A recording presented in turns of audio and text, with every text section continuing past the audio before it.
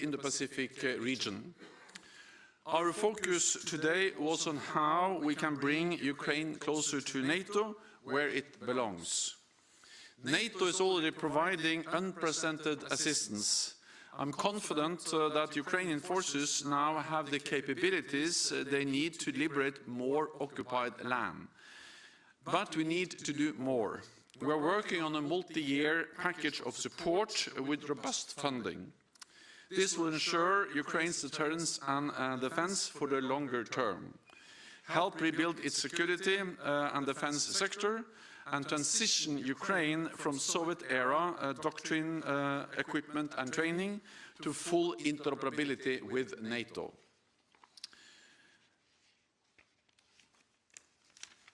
We also discussed upgrading the existing NATO-Ukraine Commission to a new NATO-Ukraine Council. This would be a significant step to establish a joint consultative forum with Ukraine, sitting at the table as equals, to discuss key issues for our security. We also addressed Ukraine's membership aspirations. All allies agree that NATO's door remains open, that it's only for allies and Ukraine to make decisions on membership. Russia does not have a veto. And all allies agree that Ukraine will become a member of NATO. And we all agree that the most important thing now is to ensure that Ukraine prevails as a sovereign and independent state. We don't know when the war ends, but we must ensure that when it does, we have credible arrangements in place to guarantee Ukraine's security in the future and to break Russia's cycle of aggression. We had a good discussion on all these issues, and I'm confident that we will come to consensus by the summit in Vilnius. I'm also working hard to ensure that Sweden's accession to NATO is completed as soon as possible. I spoke to President Erdogan earlier this week, and I intend to travel to Turkey in the near future.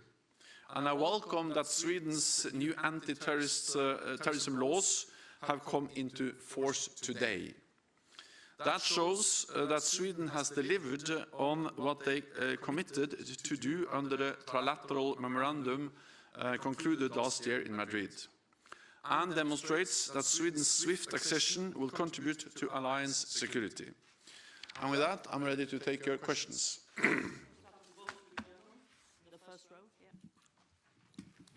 Dan Michaels with the Wall Street Journal. Thank you very much for the question. You said you're confident that you will reach consensus by the summit, but how confident are you that you will reach a consensus that won't disappoint Ukrainians? Nobody is fighting and dying for interoperability or going from a council to a commission. And second, if I may, there's been some sort of nascent discussion of a possible, what's being called a peace summit before the NATO summit. Are you aware of any of that? Is there any discussion of that? Thank you. So first and foremost, the most important thing for NATO and of course for Ukraine is to ensure that they win this war. And we are providing unprecedented level of support. And at the meeting today and at the Vilnius summit next month, I'm absolutely certain that the main focus will be on how to sustain and step up the concrete military support to Ukraine, with equipment, with ammunition, with spare parts, with everything they need to be able to liberate more land. I say that because we need to be extremely focused on that, and also knowing that over the last weeks, allies have stepped up, not only delivering heavy armor, modern battle tanks, but also the United Kingdom has delivered long-range cruise missiles, which are making a difference on the battlefield, and also allies have now announced that they will start training of pilots. to be able to fly F-16 and other NATO standard aircraft. So, of course, this is the main focus. This is the most urgent task. This is what you have to focus on every day. And of course, the Ukrainians, they are calling for more, and we are mobilizing more support, because it will be a tragedy for Ukraine, but it will also be dangerous for us if President Putin wins in Ukraine. It will make the world more dangerous. It will send a message that when authoritarian leaders use military force, they get what they want, and that will also make us more vulnerable. So I say that because I understand, of course, that some of these more long-term issues related to reforms, interoperability, transition from Soviet standard to NATO standard is not perhaps the most urgent task, but it matters. It matters for two reasons. It matters partly because it indicates a long-term commitment, sending a message to Moscow that President Putin cannot wait us out. I believe that in Moscow they think that democracies are lazy, that we are ready to not to stand by Ukraine for as long as it takes. And we are going to prove the opposite by demonstrating that democracies are actually able to stand up for their values and be there when they are needed to defend democracy and freedom, as we do when we support Ukraine. So these more long-term efforts, the multi-year program of implementing the transition from Soviet era to NATO standards, it sends a message of long-term commitment, which is important. Second, the interoperability also matters for the more shorter term, because it is a challenge, it is a logistical challenge, that there are so many systems, so many different types of weapons, so many different doctrines at the same time on the Ukrainian side. So this is now a war of attrition. A war of attrition is a battle of logistics, and to help us win that battle of logistics, everything we can do to make the Ukrainian forces more interoperable, and at the end fully interoperable with NATO forces, it also actually have a more short-term effect on their ability to win on the battlefield. So, for me, there is absolutely no contradiction between being focused on the urgent need for military support and the more long-term commitment. Also because the long-term commitment sends a message to Moscow that President Putin cannot wait us out. The second question I've forgotten. Well, also we welcome efforts to find a peaceful solution, but of course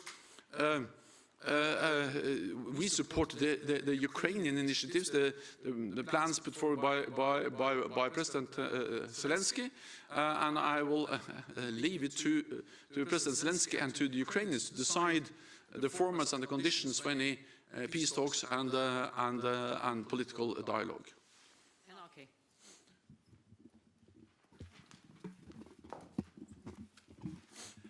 Mr. Nyborg from the Norwegian Broadcasting Corporation. At the beginning of this war, when NATO countries started to deliver weapons to the Ukraine authorities, it was important that the weapons were not long-range and that they were handed on the condition that they were not targeting Russia on Russian territory.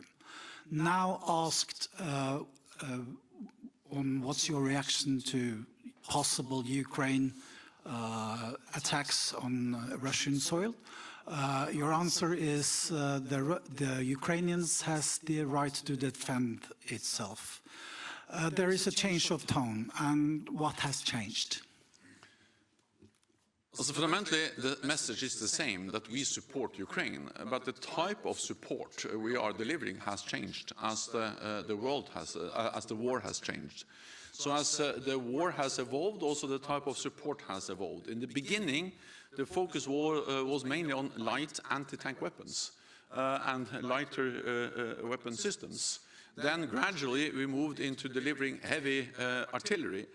Then not only light and man-held air defense systems, but also more heavier and advanced air defense systems like the NASAMS and the Patriots. And then after some more months, we went into delivering also different types of armor, including the mortars and and the different types of also armored personnel carriers that have proven to be extremely important, and now also heavy armor and battle tanks. So yes, you are right that the type of support has evolved, but that reflects that the war has evolved, and that we have realized that actually by delivering more advanced weapon systems, the Ukrainians are able to defend themselves against all these different air attacks, but also to actually use the heavy armor, the artillery, the HIMARS to also liberate more land. But fundamentally, the message is the same, that NATO and NATO allies are not party to the conflict. We help Ukraine to defend itself. That's a right enshrined in the UN Charter, and we'll continue to support Ukraine upholding that right. Reuters. Thank you. Sabine Siebold with Reuters. Secretary General, could you tell us whether ministers have agreed to hand Ukraine in Vilnius any kind of a roadmap for NATO accession? And you were talking about the framework of security guarantees. Could you work out a little bit on that one? Who should issue these security guarantees, and when should they take effect? Thank you. So first of all, this was an informal meeting. We didn't make any decisions, but we discussed, and it's always useful to have all the allies and also Sweden around the same table. Actually, there was no table sitting there in the ring, but have an informal discussion where the ministers are not reading from manuscripts. Actually, we have an open exchange. Helps us to improve the understanding of where we can find consensus, how we can move forward. And again, first of all, they all agree that NATO door is open, that Ukraine will become a member, and it's for NATO allies and not for Russia to decide when that will happen. And they also send a very clear message of the need to focus on the urgent task to ensure that we provide the necessary support, military support to Ukraine, so Ukraine prevails. Then I think what we all realize, but we still have work to do, we still have consultations before we can make decisions, is that wars are unpredictable. No one can say how and when this war ends. But what we do know is that when it ends, we need to ensure that we have the frameworks in place to ensure that this is not a pause in a pattern of Russian aggressive actions against Ukraine. Because the war didn't start in February last year, it actually started in 2014 with first Crimea and then later on that they went into Donbass.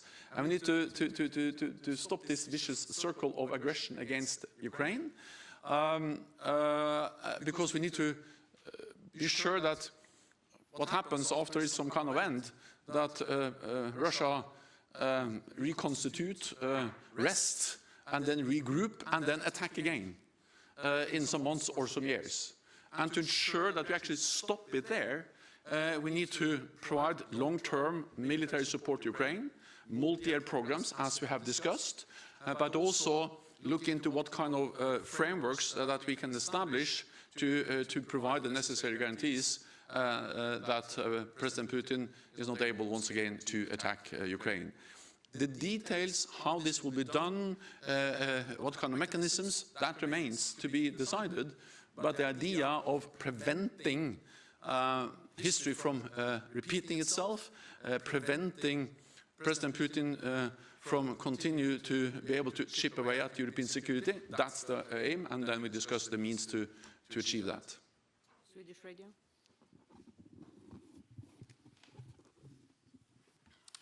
Mr. Secretary General, according to your trip to Ankara, more concrete, which day will you go? Does the President Erdogan knows that you will come? And we'll try to go there together with the Swedish Prime Minister and perhaps even with the Prime Minister of Finland. Thank you. Well, I'm invited by the President, so our staffs are now looking into the practicalities on the exact dates. I spoke with him 2 days ago, President Erdogan. And one of the things we then agreed that I should go once again to Ankara.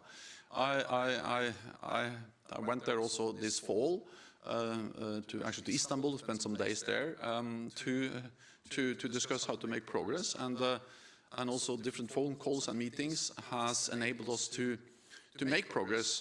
Partly, first of all, actually to have the decision in June last year to invite Finland and Sweden, which was a big decision that we all made together, also President Erdogan last summer. Since then, I have been in close and constant contact with the political leadership in Ankara, my staff. We have this permanent mechanism that meets also regularly, and then we agreed on the way forward, and also to ensure the ratification of Finland, and now there has been a period of elections in Turkey, so then the contacts have not been so close and so intensive. But since now the elections are over, I think it's important to then restart the dialogue and the process. The plan is for me to go alone, but I'm absolutely certain that there will be other formats also to engage with the Swedish political leadership, and of course we also stay in very close contact with Stockholm. I spoke with the Swedish Foreign Minister here at the NATO Ministerial, and of course we'll stay in close contact with Stockholm. John Happ News Agency. Thank you. Binna Chung of Vienna News Agency. Secretary General, yesterday you strongly condemned the DPRK satellite launch, but today the DPRK said, rejected those criticism, insisting, if I quote, it's the right to self-defense of them. And do you have any further comments on this? And if I may ask another one, at the Vilnius summit, what can we expect to be discussed in terms of stepping up cooperation with the Indo-Pacific partners? Thank you. So I strongly condemn the military satellite launched by North Korea using ballistic missile technology. This blatantly violates several UN Security Council resolutions. It's a threat to neighbors and a challenge to global stability. And of course this launch raises tensions and poses serious risks to the security of the region and beyond, and it's a very clear breach of different UN resolutions. NATO calls on North Korea to cease these provocative actions and to return to dialogue in order to achieve sustainable peace and the complete and verifiable denuclearization of the Korean Peninsula. We stand together with our close partners in the region, the Republic of Korea and Japan. And as you may know, I visited Japan and the Republic of Korea not so long time ago, and the message there was that security is not regional, security is global. What happens in Asia matters for Europe, and what happens in Europe matters for Asia. And therefore it is even more important that NATO allies are strengthening our partnership with our Indo-Pacific partners. For the second time in our history, we'll have all the leaders of the 4 Asia-Pacific partners, Australia, New Zealand, Japan, South Korea, attending our summit in Vilnius. And we've also seen that there has been also a request to have a NATO liaison office, and we are looking into the possibility of establishing the liaison office. Okay, we'll take the final question from Vegge. Eirik Røsvik, the Norwegian newspaper VG. What signals did you get from, did Turkey send about Swedish membership application in this meeting, and the same goes for Hungary? So I will be careful in my speaking on behalf of allies, but in general I can say that Turkey has expressed that they are supportive of Swedish membership. And Turkey stand by the decision they made together with other allies to invite Sweden. Of course, and when you invite Sweden to become a member, the purpose is to make Sweden a full member. Then in the run-up to that decision last summer, Turkey raised some legitimate security concerns related to the fact that no other ally has suffered more terrorist attacks than Turkey. And then we addressed them and looked into how can we further strengthen what NATO does, but also what NATO allies do to work together with Turkey to fight terrorism, including organizations which are recognized as terrorist organizations also by Sweden, by the European Union, for instance the PKK. And then we agreed this trilateral memorandum that outlines need for more exchange of intelligence, information, working more closely together, but also where Sweden made it clear that they're going to enhance their legislation on terrorism. and all of this is now implemented. Sweden, as of today, has put in force new legislation, strengthening the tools they have to fight terrorism. And we have established a mechanism where we actually now exchange more information and intelligence. So my message is that Sweden has delivered. Therefore, the time has come to ratify Sweden, and I'm working hard to ensure that that happens as soon as possible.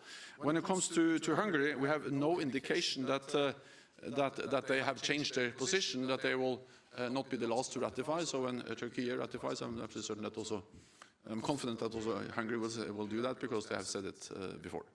Thank you very much, colleagues. That's all we have time for. Thank you. Thank you so much.